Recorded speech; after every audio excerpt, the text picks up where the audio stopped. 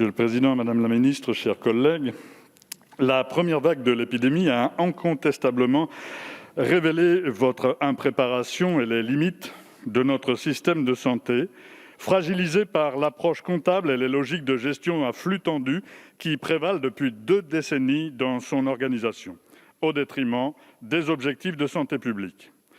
Lors de cette première vague, les cadres et les personnels des EHPAD ont dû s'adapter dans l'urgence aux injonctions contradictoires de votre administration. Ils se sont efforcés de préserver les personnes dont ils avaient la responsabilité. Grâce à leur dévouement et à leur professionnalisme, ils sont parvenus à juguler la catastrophe qui s'annonçait.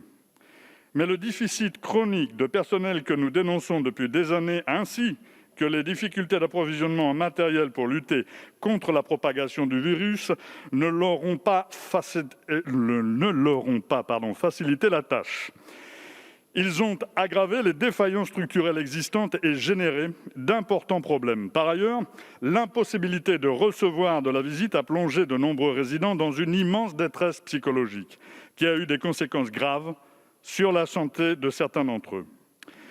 Nous devons prendre toute la mesure du drame vécu par de très nombreuses familles qui se sont retrouvées d'abord dans l'impossibilité de voir leur père, leur mère, leur frère ou leur sœur, puis interdits d'assurer convenablement les rites funéraires pour leurs aînés fauchés par la maladie.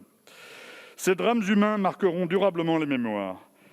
Selon plusieurs témoignages concordants, la seconde vague a été un peu mieux vécue, notamment parce que les résidents ont pu à nouveau recevoir de la visite.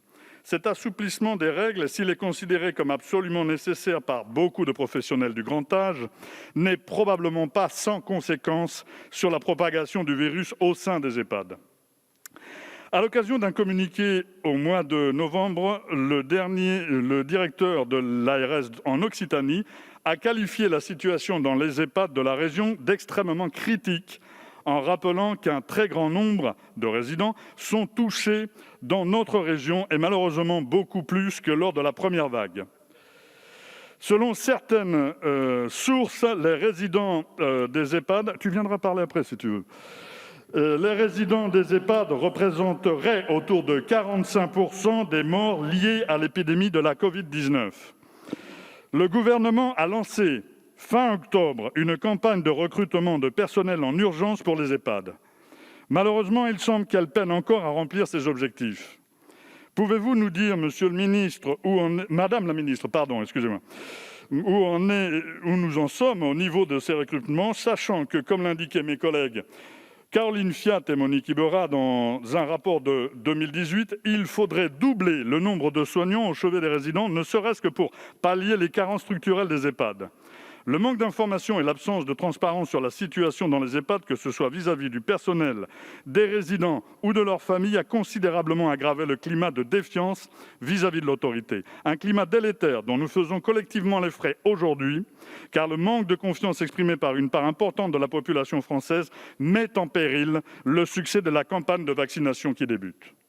Dans ma circonscription en Ariège, des personnels travaillant dans certains des EHPAD pilotes où la vaccination a commencé déplorent que de trop nombreux résidents soient encore réticents à se faire vacciner.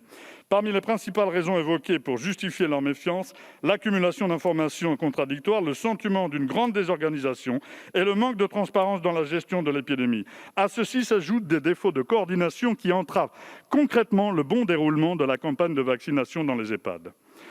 Il m'a été rapporté, par exemple, que dans l'un des établissements pilotes de mon département, qui accueille près de 200 personnes âgées, le jour de la première séance de vaccination a été fixé par l'ARS tout juste une semaine à l'avance. Un seul médecin coordonnateur disposait de seulement 2 jours pour recueillir le consentement des dizaines de personnes concernées, dont une partie n'était pas en mesure de le donner directement. Il s'est donc organisé au mieux qu'il a pu pour pouvoir le faire et avec les informations fournies par l'ARS. Mais le jour où il devait passer les commandes de doses de vaccin, l'ARS lui a communiqué un nouveau questionnaire pour recueillir à nouveau ce consentement. Ce médecin a dû donc refaire le tour des volontaires en un temps record pour satisfaire aux exigences de l'administration. Toute cette énergie dépensée en urgence et ce stress pour qu'en fin de compte, l'établissement se voit informé que les doses ne pourraient être livrées le jour même et le jour convenu, mais seulement 2 jours plus tard. Comment voulez-vous que le personnel interprète ce type de déconvenue ? Est-ce un mépris total de l'administration vis-à-vis des personnels soignants ou bien est-ce le signe d'une mauvaise coordination et d'une grande incompétence ? Madame la ministre, mon témoignage ne doit pas être le seul qui vous informe de tous ces dysfonctionnements. Vous êtes en charge de la politique de santé de notre pays. Quelles solutions concrètes prévoyez-vous pour répondre aux exigences sociales et sanitaires que la situation nous impose ? Merci.